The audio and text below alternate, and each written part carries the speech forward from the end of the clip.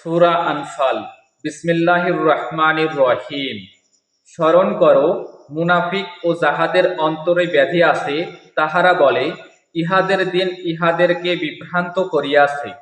কেহ আল্লাহর ওপর নির্ভর করিলে আল্লাহ তো পরাক্রান্ত ও প্রজ্ঞাময়।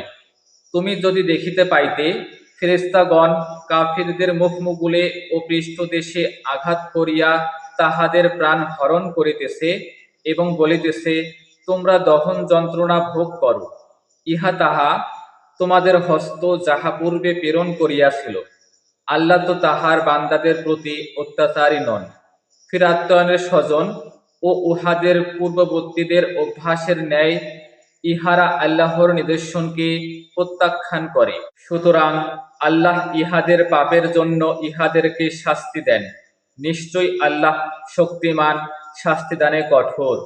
ইহা এই জন্য যে, যদি কোনো সম্প্রদায় নিজের অবস্থার পরিবর্তন না করে, তবে আল্লাহ এমন নন যে তিনি উহাদেরকে যে সম্পদ দান করিয়াছেন উহা পরিবর্তন করিবেন, এবং নিশ্চয় আল্লাহ সর্বশ্রোতা সর্বজ্ঞ। ফিরাত্তয়নের স্বজন ও তাহাদের পূর্ববর্তীদের অভ্যাসের ন্যায় ইহারা ইহাদের প্রতিপালকের নিদর্শনকে অস্বীকার করে। তাহাদের পাপের জন্য আমি তাহাদেরকে ধ্বংস করিয়াছি এবং ফিরাত্তয়নের স্বজনকে নিমজ্জিত করিয়াছি, এবং তাহারা সকলেই ছিল জালিম।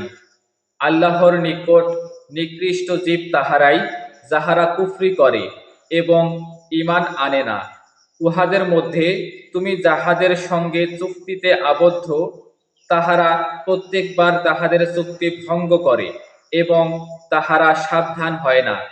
যুদ্ধে উহাদেরকে তোমরা যদি তোমাদের আয়ত্তে পাও, তবে উহাদেরকে উহাদের পশ্চাতে যাহারা আছে তাহাদের হইতে বিচ্ছিন্ন করিয়া এমনভাবে বিধ্বস্ত করিবে, যাহাতে উহারা শিক্ষা লাভ করে।